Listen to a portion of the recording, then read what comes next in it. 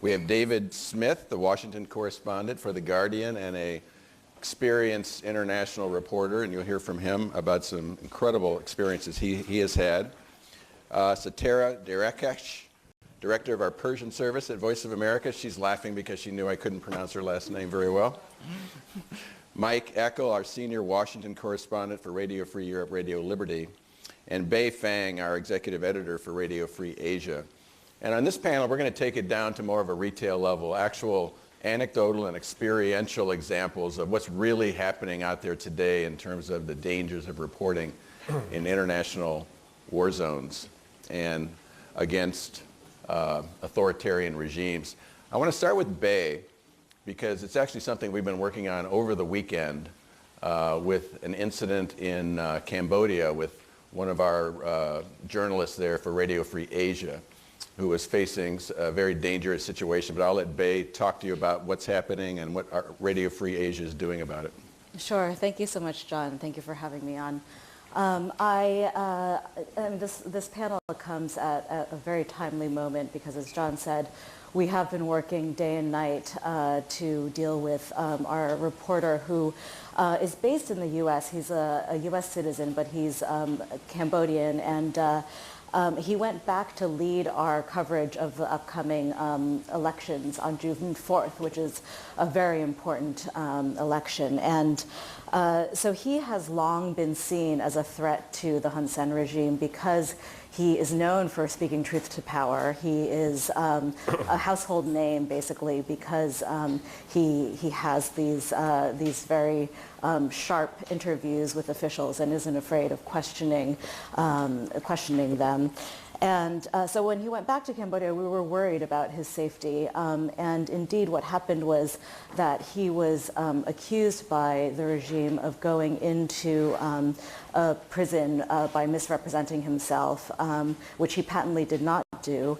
And he was called to court for a court date that was supposed to be tomorrow. So we were facing a situation which is basically exactly what this panel is about. How do you strike the balance between risk in delivering critical news? And so we found that we just didn't believe that he would be given a fair trial, and we didn't want our experience and the experience of the reporter to get in the way of our ability to deliver this unbiased coverage of a very important election. So we decided to bring him home, and this literally just happened overnight. So that was a decision that we made that we really did struggle with because in some ways, that was what the regime wanted, and in many of these hostile environments that we find ourselves working in, we have a very antagonistic relationship with the governing regime because what we're doing is trying to bring the truth and free press to their citizenry that don't get it otherwise. So, Bei, thank you for that. And I think if I was in the audience, I'd be wondering, how will that affect your coverage going forward in Cambodia? Well, in many ways, what we wanted to do was remove our reporter from the story. There was getting to be more and more press coverage of the story, of his situation, and we didn't want to be seen as, what the regime has always said, which is that we're actually a voice for the opposition. We certainly didn't want to be seen as that because what we want is to deliver unbiased news. So we sent out a couple of senior managers to go out there to stay through the election, and so we're just hoping that he'll be here in D.C. anchoring some of our coverage from here, but then we'll have the bureau on the ground who's able to do the reporting there. Very good, very good. Mike, turning to you now from Radio Free Europe, Radio Liberty, where you're really, in a sense, forward deployed a great deal throughout Eastern Europe, where press freedoms are really declining rather rapidly in several of your markets. I think this audience would find it interesting to hear from you what's going on with your reporter in Crimea and anything else that you're facing through your throughout the region in terms of dangers for your journalists. Yes, so Mykola Semena, his trial, I believe, had been postponed perhaps until Wednesday, but it's occurring this week. And as you and others have already mentioned, He's on trial for the simple charge, if you want to call it that, of separatism.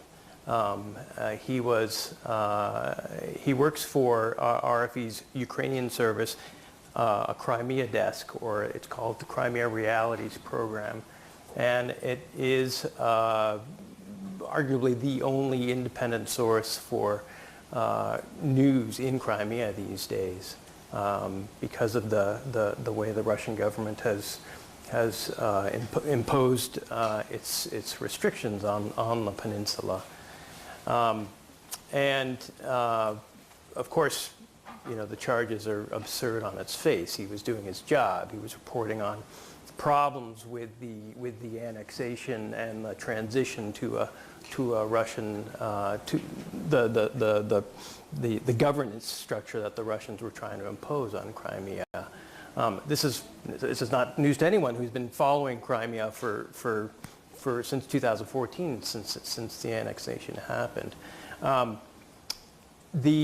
the region, I mean, the list is almost too many to name. In Turkmenistan and Uzbekistan and in Russia and Armenia, it seems unfortunately like no day goes by where we're not hearing something about a reporter who's been attacked, a reporter who's been thrown in jail on trumped-up charges, the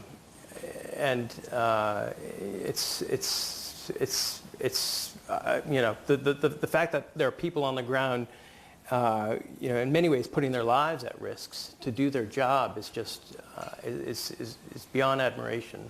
These people really do just admirable work. I think people don't often fully appreciate, from the comforts of their couch or the radio, half a world away, what it takes for someone in Crimea, in Tashkent, in Ashgabat to actually report on the local news that's happening. And oftentimes it's not just them, but their families are threatened.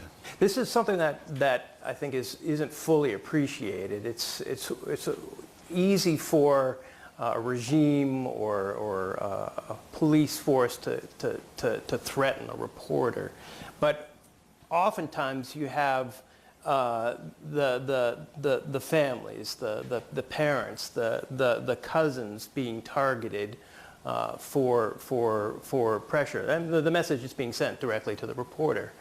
It's a tactic used throughout the former Soviet Union. One of our Turkmen reporters has fallen into a really sort of surreal situation whereby he was charged with possessing chewing tobacco in Turkmenistan, which is ostensibly illegal, but no one really sort of enforced the law. And his mother was also charged with possession of chewing tobacco. It's an issue that I'm not sure people fully appreciate, that it's not just the reporters that are facing being targeted, but their families and relatives and so on. Thank you, Mike. So Satara, you lead the Persian service for Voice of America, and certainly there's so much that's come out of Iran. There's the Jason Rezian story everybody knows about, but talk a little bit about what it's like to be a journalist or even a citizen journalist in Iran today. Absolutely. Thank you, John. As you know, as you mentioned, my work is focused on one of the most restricted regions in the world as far as press work is concerned. Our challenges are also enormous. The entire Middle East, North Africa region is not free, and that's according to the annual surveys of Freedom House. But Iran ranks especially low when it comes to freedom of the press. Iran also surrounded by 7 countries, and every single one of these 7 countries, from Turkey to Iraq to Afghanistan to Pakistan, they are also part of the list of the top worst press freedom offenders. So that's why the region is very, very difficult to cover. I was just talking to David before this panel started, and he mentioned that he would like to go to Iran. Well, he would be... David here. Yes, David, my colleague David Smith from The Guardian. He would be lucky to be able to get a journalist visa. And the reason is that the Iranian authorities would require any foreign correspondent to provide them with an itinerary and a list of all their proposed stories before they are granted a visa. And regularly, the foreign correspondents are denied a visa if they have previously criticized the regime. And Frank also mentioned Jason Rezaian. Jason found this out the hard way when he and Yegane Salehi, his wonderful wife, who's also a reporter for a foreign newspaper, they went to Iran and they were arrested on totally bogus charges and concocted and absurd charges. Jason spent a year and a half in solitary confinement in the notorious Evin prison, which is in the northern part of Tehran, and where there is a section for political prisoners. And of course, it took a concerted effort by a number of international media journalistic organizations, the US government, and also a petition signed by more than 500,000 people around the world to get his release and to bring him back home here.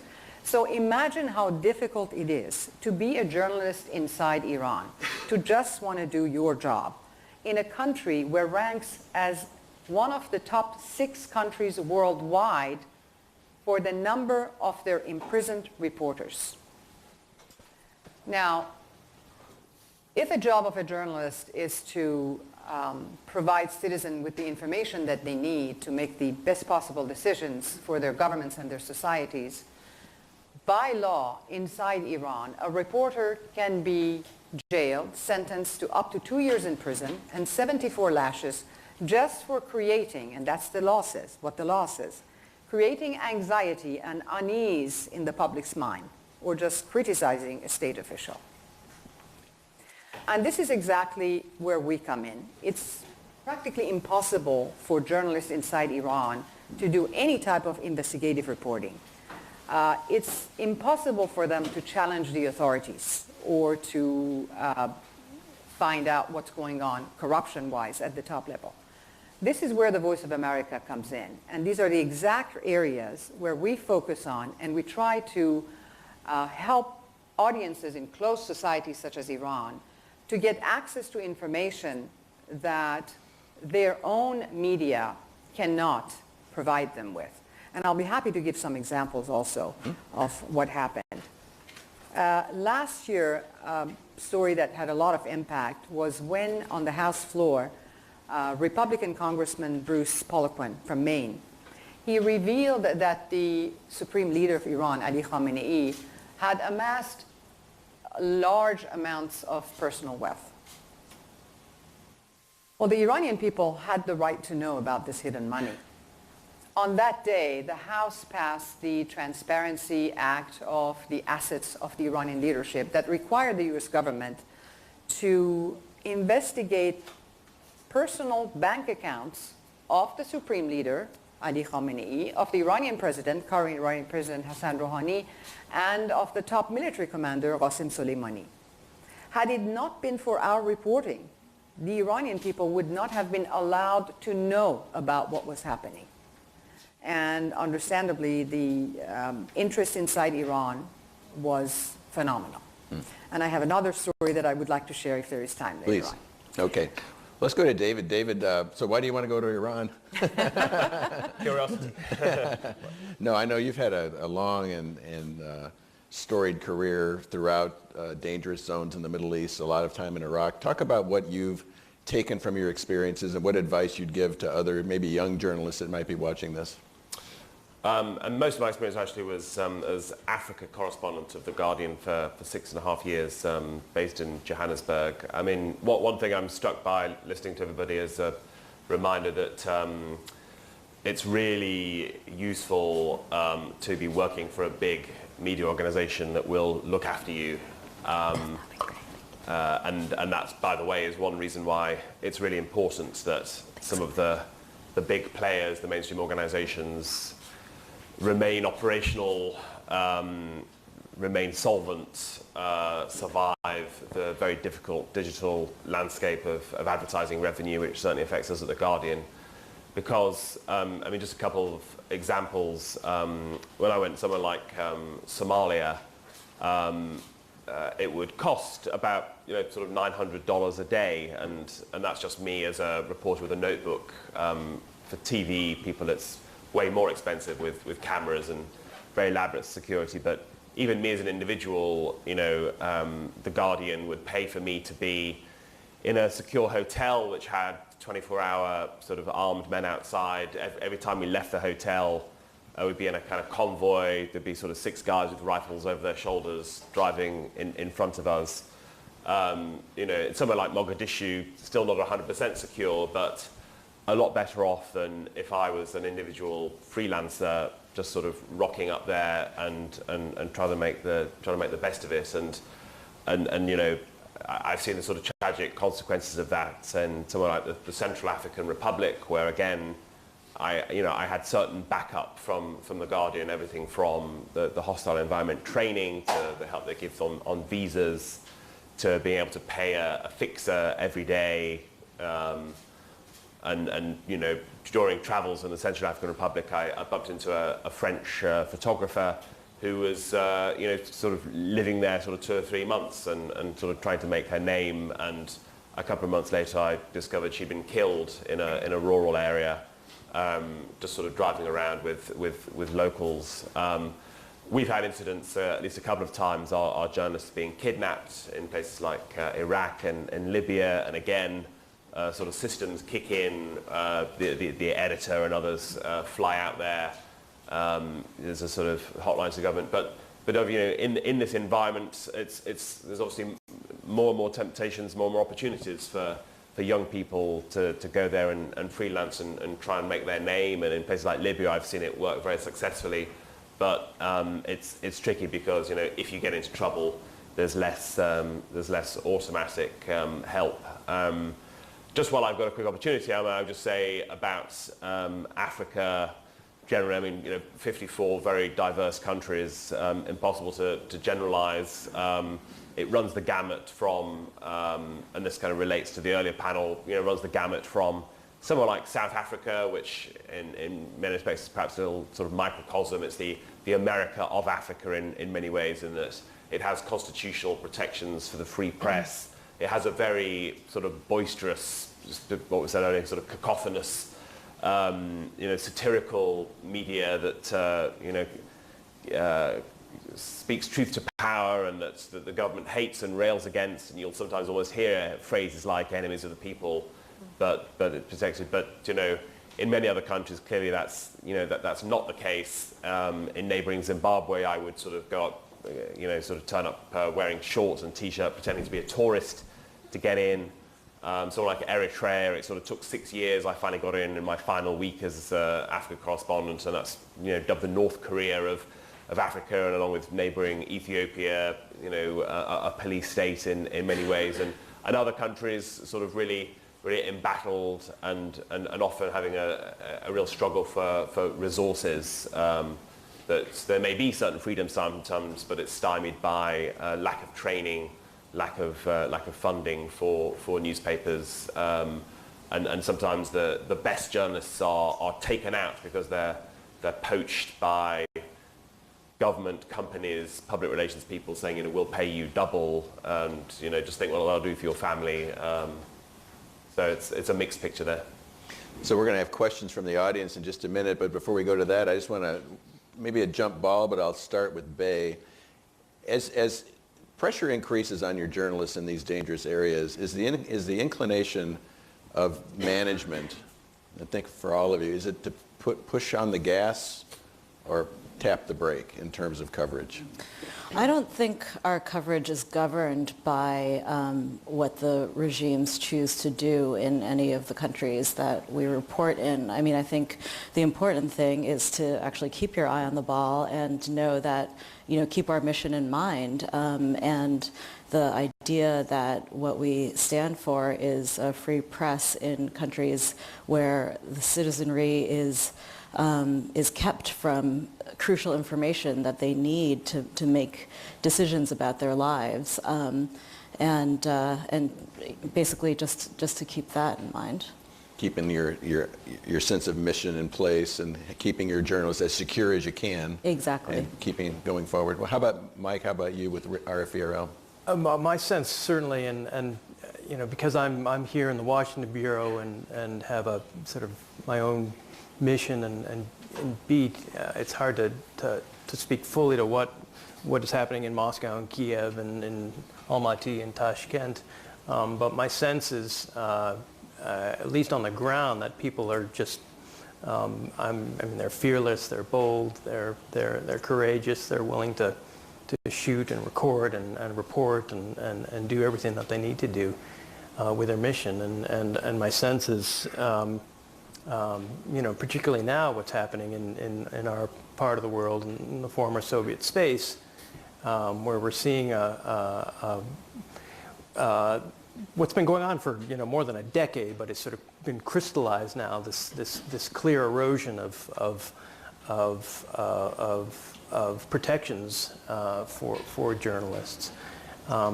I think that people are emboldened and feel very confident going forward.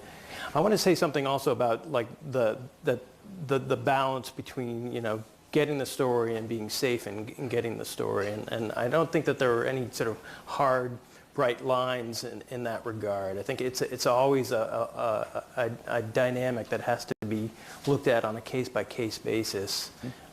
Sometimes it makes sense to give the reporter full rein and let him or her go and trust their instincts, and sometimes you have to step back and be a little bit more circumspect and cautious about how you're doing your reporting. In those cases, it doesn't necessarily mean that you're censoring yourself or pulling your punches in terms of reporting on a place, but there's no sort of yes, you must cover the story at all costs, and there's never any sort of, if you're pulling back, that you're censoring yourself. It's very much a case-by-case ad hoc arrangement, and the best reporters are the ones who are fearless and courageous in getting the story, but also have a good head about them, and knowing that sometimes it's just not worth to stick your head in Aleppo or Grozny or Maiduguri and take that risk.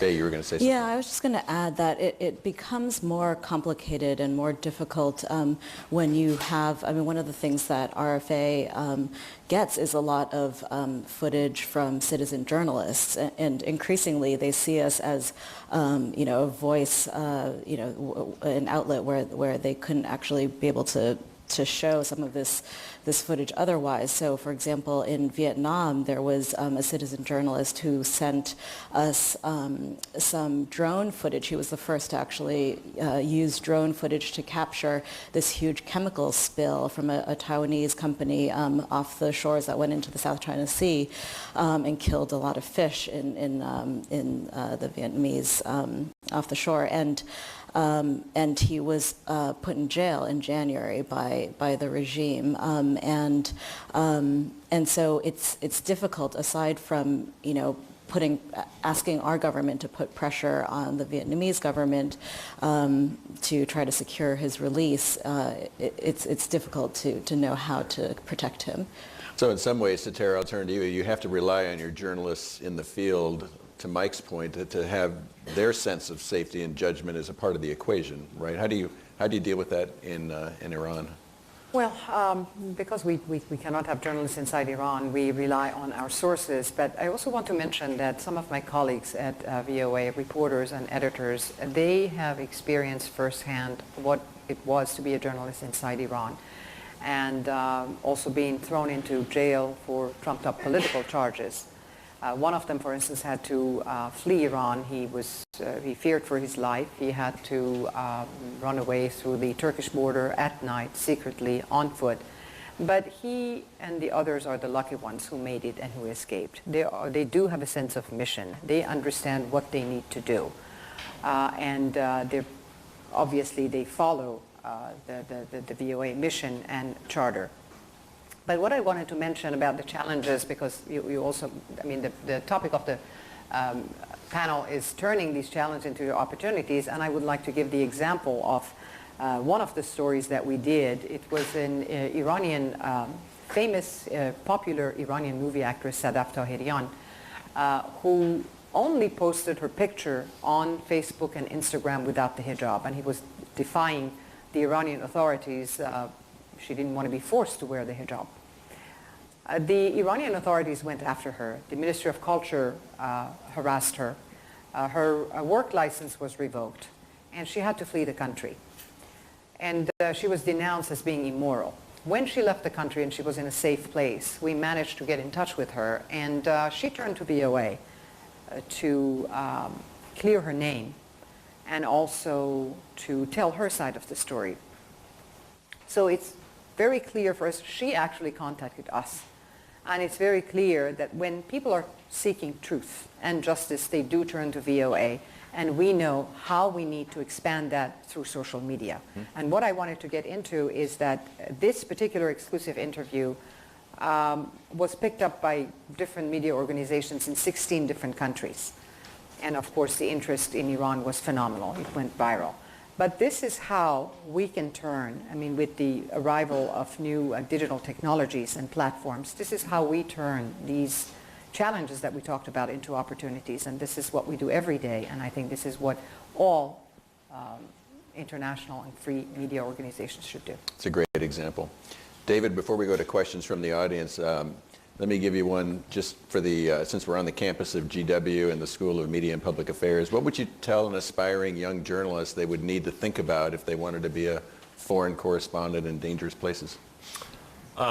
It's really want to do it a bit like sort of acting or probably politics or other professions. It's something that you really, really have to be sort of totally passionate about, and early on in your career, maybe a lot of, sort of 7-day weeks, and, be willing to do the photocopying when you're on work experience at the Washington Post or whatever. But, I think there are, from what I've seen, there are two main routes. There's the one I took, which is you sort of work your way up within the domestic media industry. So I spent years on a student newspaper, bit of experience on a regional, and then a national newspaper where my first jobs were features for the women's section and gossip column stuff from parties, sort of, the TV celebrities, and then my first full-time job was as a sports reporter.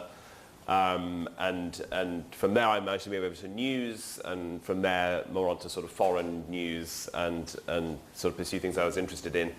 I think that has sort of various advantages because you're learning all the time, and skills you might get, even at a celebrity party actually, in terms of spotting somebody, what's the right question to ask them, might come in useful 20 years later interviewing the president of South Africa or wherever. And as I said before, if you do that, if you're on the staff of a newspaper, you have certain backup in situations. The other route that I've also seen work for some people is maybe around the age of 21, whenever you sort of take yourself off, go and live in a foreign country, freelance. For example, in Africa, Uganda is quite a good country, sort of the English language speaking, not especially dangerous, but sort of well placed in the region to go to other places. Particularly around 2011 and the fall of Gaddafi, there were a couple of young British freelancers who turned up in Libya and actually sort of got quite lucky. The rebels, the anti-Gaddafi rebels, were pretty much providing free accommodation and food for young journalists, so they could stay there for 3 months, 6 months on end. Really made a name for themselves, won awards for freelancing from that region. As I said before, can be potentially dangerous. You sort of got to have your wits about you doing that. But one of those women is now the Washington correspondent of the Daily Telegraph, and sort of doing very well. So who's to say which of those routes are better? If you have a way in somewhere, like you have family or friends in a foreign country, a lot of it is luck. I've known people who sort of turned up in countries that have been off the news map for years, and then 3 months after they arrive there's a revolution and they're the center of things. But either way, really want to do it, really love it, and sort of lots of hard work. And now, of course, more even than when I was starting, from the outset probably have a social media account, be sort of tweeting and posting photos as you go. And learn a language. And learn a language. That's a good one. Point, Yeah. right? Yeah. Audience, any questions? Yes. Hi, I'm with Reporters Without Borders, our U.S. office here, and I just wanted to ask the panel their thoughts on Mexico, which is now the deadliest country for journalists in the Western Hemisphere and a non-conflict zone. So many journalists are being murdered, there's complete impunity, no investigation into their cases, and they're trying to cover stories like corruption and drug cartels that are very important stories, especially for Americans, since it's our southern neighbor. And now some of the journalists are coming into the United States or trying to come in the United States to seek asylum because they are actually facing death threats, which we know can be very real threats. So I just wanted to know anyone on the panel's thoughts about how media based here in the U.S. can help in solidarity with these Mexican journalists, what the international community can be doing for them. Great. Thanks for your question. Anybody? I would say, first and foremost, the role of the American media would be to obviously illuminate, tell the stories of the plight of these Mexican reporters, but also cover the stories that, help in the coverage of the stories. We've seen in the past couple of years the outgrowth of these big collaborative international projects like the OCCRP, and work with the Panama Papers, the International Consortium for Investigative Journalists, and a couple other models that have popped up, alternative models for creating viable journalism. And it seems to me like that, that would be a wholly viable way to help the Mexican reporters on the ground, provide them the resources to do their job, provide them the institutional backing that David was talking about in terms of, if there's an institution of editors and sub-editors and producers and even a legal department to help out in a reporter's work. That would be an easy way to do it. Now, I think we haven't figured out this new business model, the collaborative international journalistic investigative project. I'm not sure, the OCCRP does a lot of work in Eastern Europe and the Balkans and the former Soviet Union. I have to think that there's an appetite for that, as you say. This is something that arguably is a national security issue for the United States. I'm talking about drug cartels and trafficking and the plight of Mexican reporters who are courageously trying to do their job merits as much attention as we can give them. And it strikes me as another one where the US government's position is important. For President Trump to be both demonizing Mexicans and demonizing the media is not especially helpful in that context. Other questions? Yes, sir. My question is directed to Mr. Lansing and Setare Darashish.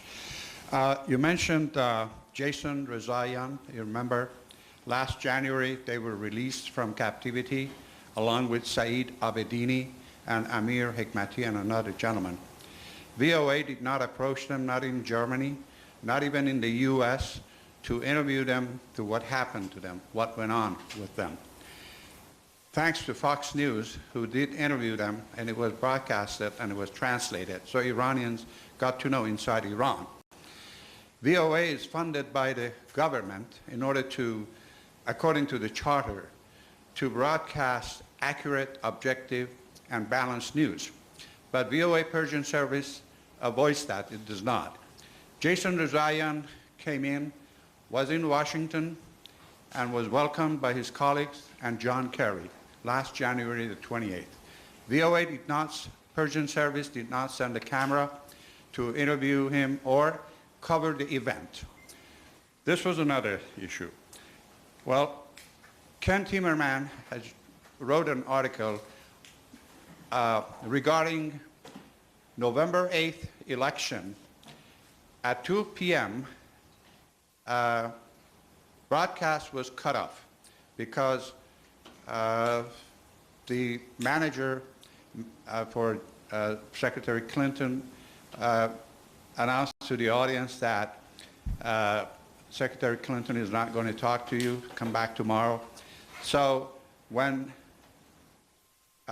Donald Trump gave a speech at 3:30 p.m., a.m., I'm sorry, VOA reported to you, Sitare, the next morning that both lectures and the speeches were broadcasted and simultaneously translated, which was not true. On December 12, Kenneth Timmerman wrote an article about this lie that the VOA Persian Service, transferred to you, John Lansing, and Amanda Bennett. Well, another thing that VOA Persian Service does, invites particular people who are pro-regime, not anti-regime. A lot of stuff, if I want to go on, I can go on for a couple hours. Well, why don't we let Satara answer the charges? Also, John Kerry's speech on January the 31st, which was 8 minutes and 37, it was censored. Censorship, highly censorship, goes on at the VOA Persian Service under the directorship of Setare Derakhshash. Well, let's let her respond. Well, I just want to thank you for your question. I don't know if it was a question, but your statement. And I want to remind everyone that we're here to celebrate free speech and freedom of the press. So I welcome any constructive criticism that you have of the VOA Persian. But the number one rule in journalism is to, I guess the first panel mentioned that, check your facts when discussing something. Just to give you an example of the Jason Rezaian case, we were the only Persian international media to cover Jason Rezaian when Secretary Kerry, as a matter of fact, went to Washington Post. I called my friend Marty Barron and I asked whether I could go there, whether we could send cameras, and that's what we did. And we covered it live with simultaneous translation. No, that's not true. That's Not true. May I finish, sir? You're lying. May I finish? You're lying. You're not telling the truth. Okay, this is a free country and I respect what you're saying, but may I finish? Because you took a long time. It is freedom of speech. Challenge you. Freedom of the speech. You should challenge me. I'm responsible for a very important service, and I... But not over there. Well, You try to cut people off. okay. Well, now you're cutting her off, so let's let her finish. Yes. And I welcome that. And I also want to mention that, for instance, the gentleman mentioned President Trump's speech, and it was 3 a.m. It wasn't 3 p.m., and we covered everything. But again, the best thing is to double check your facts, and see what's going on, and check your sources. That's very important, and that's the number one rule that we journalists at VOA, we follow. But I also want to mention that the issue of, the question is really right when this gentleman says that it is funded by the taxpayers. The issue of Iran is extremely emotional to the diaspora. And it's very divided, as it is divided also in this country. We still don't know what the U.S. policy is towards Iran.